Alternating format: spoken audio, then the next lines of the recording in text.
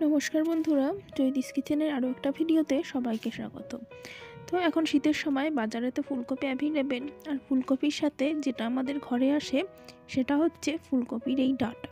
তো ডাঁটাগুলো দিয়ে কিন্তু খুবই সুস্বাদু তরকারি বানিয়ে নেওয়া যায়। তো সেরকমই একটা রেসিপি আজকে আপনাদের সাথে শেয়ার করব।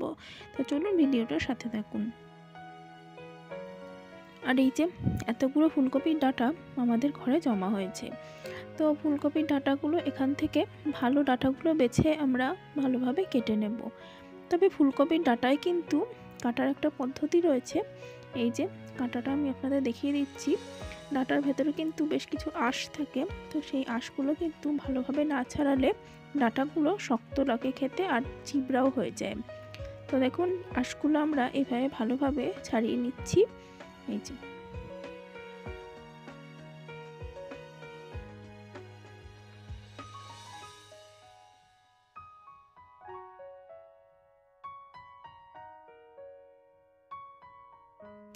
আর বেছে বেছে ভালো ডাঁটাগুলো এভাবে ভালোভাবে ছাড়িয়ে নিচ্ছি। ছাড়ানো হয়ে গেলে তারপরে ফেরত আসছি।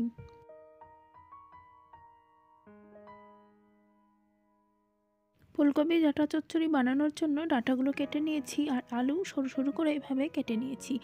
আর ডাঁটাগুলোকে এখন প্রেসার কুকারে দিয়ে 3টে সিটি দিয়ে সেদ্ধ করে নেব। তো দিয়ে দিলাম অল্প একটু লবণ দিয়ে এখন 3টে সিটি দিয়ে প্রেসার কুকারে সেদ্ধ করে নেব। আর এই যে ডাঁটাগুলো কিন্তু বেশ ভালোভাবে সেদ্ধ হয়ে গেছে। আর একদিকে বেগুন কেটে নিয়েছি, দেবো বেগুন। তো বেগুনটা জলে ভিজিয়ে রেখেছি। আর এবারে রান্নার জন্য গ্যাসে কড়াই বসিয়ে দিয়ে দিচ্ছি পরিমাণ মতন সাদা তেল। তেলটা ভালো করে গরম হয়ে যাবার পর এখন প্রথমে বেগুনগুলো দিয়ে ভেজে নেব। বেগুনগুলো কিন্তু খুব বেশি ভাজবো না, একদমই হালকা ভাজবো। অল্প একটু লবণ দিয়ে বেগুনগুলো এখন ভেজে নিচ্ছি। বেগুনগুলো আমার ভাজা হয়ে গেছে, আর এখন এগুলো তেল থেকে তুলে নিচ্ছি। আর বেগুন ভাজলে তেল তো কমে যায় সব সময়, সেই জন্য দিয়ে দিলাম আর একটু পরিমাণে তেল। তেলটা ভালোভাবে গরম হয়ে গেলে এখন ভেজে নিচ্ছি বড়িগুলোকে আমি ভালোভাবে ধুয়ে একটু নুন হলুদ মাখিয়ে নিয়েছি। আর এবারে বড়িগুলো গুঁড়ো করে নিয়ে তারপরে ভেজে নেব। তো এই বড়িগুলো গুঁড়ো করে নিয়ে না ভাজলে কিন্তু ভালোভাবে ভাজা হয় না। তো দেখুন, বড়িটা ভাজা হয়ে গেছে লাল লাল করে, এখন তুলে নিচ্ছি।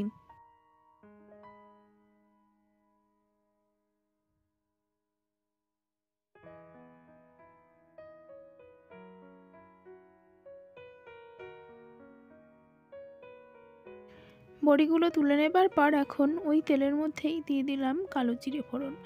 তো যেহেতু আমি চচ্চড়ি বানাচ্ছি সেই জন্য একটু কালো জিরেই ফোড়ন দিলাম। আর ফোড়নটা রেডি হয়ে যাবার পর এখন কেটে রাখা আলুগুলো দিয়ে দিলাম। আলুগুলো ভালো করে ভেজে নেব। আর এই সময় দিয়ে দিয়েছি বেশ কয়েকটা কাঁচা লঙ্কা। একটু ঝাল ঝাল হলে খেতে বেশ ভালো লাগে এই তরকারিটা। আর একটু লবণ দিয়ে আলুগুলো বেশ কিছুক্ষণ লাল করে ভেজে নেব। আলুগুলো একটু ভাজা ভাজা হয়ে এলে এখন সেদ্ধ করে রাখা ফুলকপি ডাঁটাগুলো দিয়ে দিলাম। আর এবারে এগুলো দিয়ে একটু ভেজে নেব। আর ভাজবার সময় দিয়ে দিলাম হলুদ দিয়ে এবার সমস্ত কিছু ভালো করে ভেজে নেব।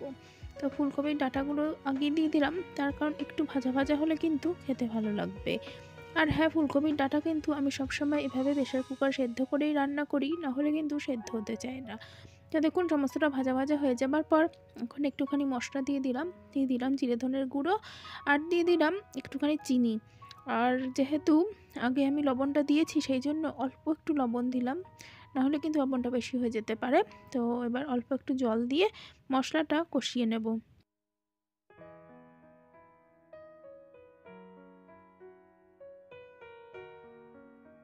আর মশলাটা কষানো হয়ে যাবার পর এখন দিয়ে দিলাম একটু সর্ষে বাটা, 2 চামচ মতন সর্ষে বাটা আমি দিয়ে দিলাম। এখানে আমি সর্ষে গুঁড়োটাই ব্যবহার করেছি, সর্ষে গুঁড়োটা পেস্ট বানিয়ে রেখেছিলাম, চাইলে কিন্তু সর্ষে বেটেও দেওয়া যায়, তাতে স্বাদটা আরও ভালো হয়। আর সমস্ত মশলাটা ভালোভাবে ভাজা ভাজা হয়ে যাবার পর ভেজে রাখা বেগুন আর বড়িটা দিয়ে দিলাম, দিয়ে এবার ভালোভাবে মিশিয়ে নেব। সমস্ত কিছু ভালোভাবে মিশিয়ে এবার দিয়ে দিলাম অল্প জল। যেহেতু আমার সব কিছু আগের থেকে একটু সেদ্ধই হয়ে আছে, মানে ডাঁটা বেগুন সেদ্ধ হতে তো বেশি সময় লাগে না, আর আলুটাও ভাজতে ভাজতে বেশ সেদ্ধ হয়ে গেছে। তো সেই জন্য অল্প জল দিলাম। আর এই তরকারিটা কিন্তু একদমই মাখা মাখা হবে। আর এই যে এদিকে ঝোলটা বেশ ভালোভাবে ফুটে গেছে, তবে আর একটু ফুটিয়ে এটা আমি একদম মাখা মাখা করে নেব।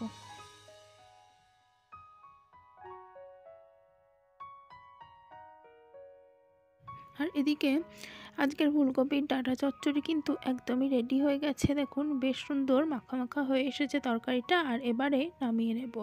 দুপুরবেলা গরম গরম ভাতের সাথে কিন্তু দারুণ লাগবে এই রেসিপিটি।